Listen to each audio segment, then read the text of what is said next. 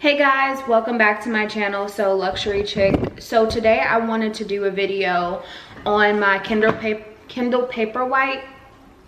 This is how it looks. And I wanted to kind of do a video on this and give my opinions on the Kindle Oasis that I had for like a few hours. So I got the signature Paperwhite a few weeks ago, and I was in love with it, but for some reason I started to see the Kindle Oasis that I wasn't really aware of prior to getting the Kindle Paperwhite, which is a lesson learned. I should definitely do more research on a product before getting it to kind of determine if it's something I want to go for or something I want.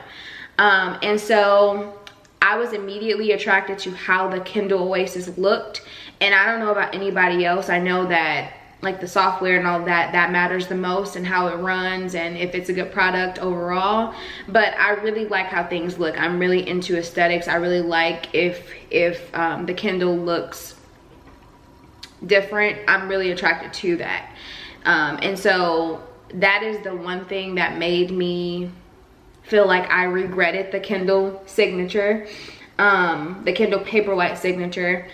And so I immediately thought about it, and I had just got this, so I basically returned it and repurchased the Kindle Oasis, and I was so excited to receive it. But I did do research on the Kindle Oasis. I watched several videos, read several articles, and the one thing that I saw repetitive in reviews were that the Kindle Oasis battery life was terrible.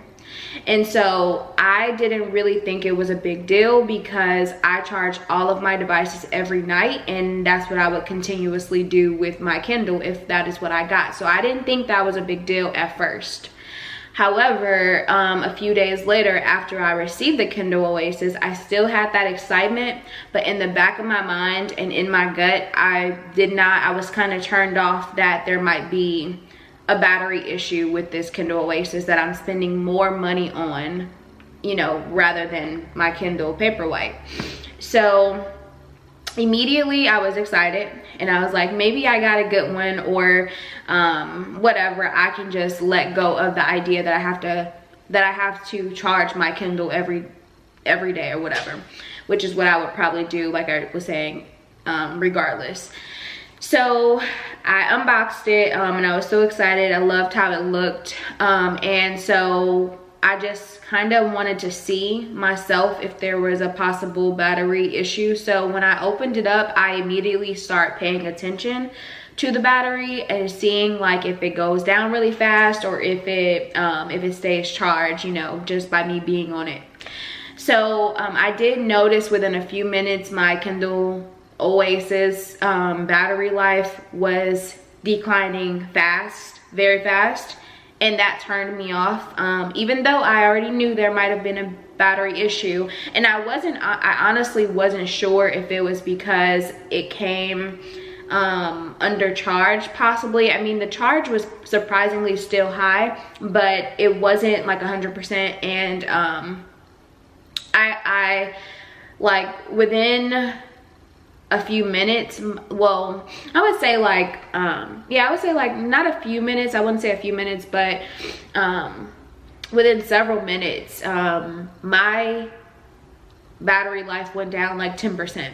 And so I knew immediately when I saw that, I was like, no, I'm not gonna spend more money for a product and have to worry about this, you know what I mean?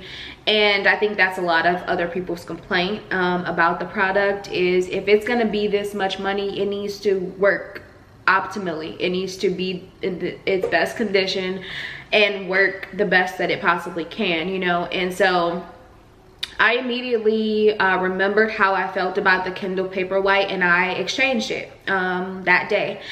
And so I regret ever returning this cutie, because it was everything I ever wanted, and it was everything I never knew I needed. I mean, this is my first Kindle, so I wasn't really sure how I like it, because I really am into paper books. I'm really into highlighting papers, bookmarks, all of that thing. I love that feeling, and I love being able to do that. However, I have switched over to the Kindle world, so I do get it now. I get why people love Kindle and how you know, I just get it now. And so I'm very 50-50. Like, if it's a good book, if it's an informative book, I probably want the actual paper copy.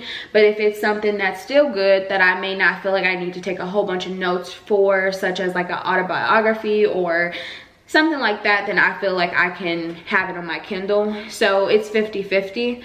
Another great thing about this is you can get Kindle Unlimited, and it offers you like a lot of free books. I think it's for like $11.99 a month.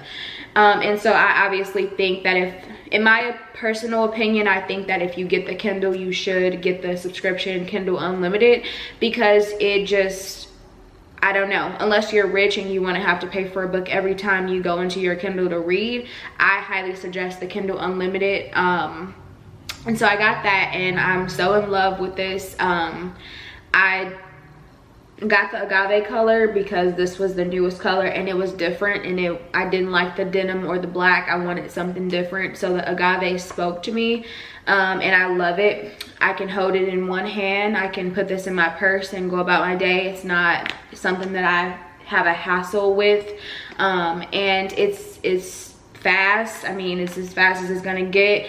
It reminds me of a book. On the inside I have a passcode, which I didn't have before, but I added that just to be a little extra about it.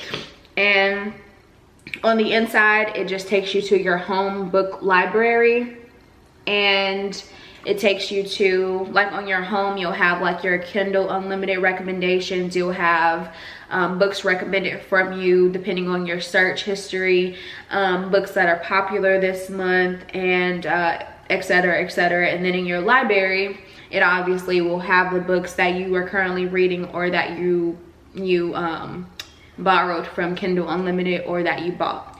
So it's very simple, but it's just, I love how it feels. It also has dark mode. So right now it's on light mode. You can switch that to dark mode, which I don't really like, honestly. I mean, I like it, I guess, at night, but I don't know. I like light mode. And you can switch the brightness from high, and that's where it really looks like a device, or you can switch it to very low. But overall, I am obsessed with my Kindle. And anytime I have a free moment, I really want to just use it and read on my Kindle. Having the Kindle inspires me to read more, which is a blessing and a good thing. And yeah, I just wanted to give my insight on the Kindle Paperwhite versus the Kindle Oasis. I just feel like I was saying before, I feel like if you're gonna spend more for an item, it needs to perform optimally. It needs to be up to date and have all of those little bugs fixed. It just doesn't make any sense to spend more for something that's going to operate for less, you know. And the Kindle Paperwhite is much more cheaper than the Kindle Oasis. So yeah, I hope that you guys enjoyed my video and my opinion on the Kindle. If you're on the fence, I definitely say go for it and get it. And if you don't like it, return it. But I don't really see a downfall of having a Kindle Paperwhite. I think that it's a good addition if you like to read and you're interested in reading. If you don't want to carry around a whole bunch of books, because we all know there are so many good books out there. So if you don't want to carry around a whole bunch of books that you're currently reading, because I don't know about you guys, but I do read multiple books at once. I don't know why, but I just do. I love that style of reading. So you can have thousands of books on this one little thing. So it's definitely beauty in that. And I highly recommend getting a Kindle. I think Amazon has sales on it every now and then. I'm not an Amazon Prime girl, so I don't really know how that works, but they do have sales frequently from what I have heard and what I see. And if you catch a sale, or even if not, if you have to save up for it, I definitely highly recommend it. So I hope you guys enjoyed this video, and thank you so much for watching.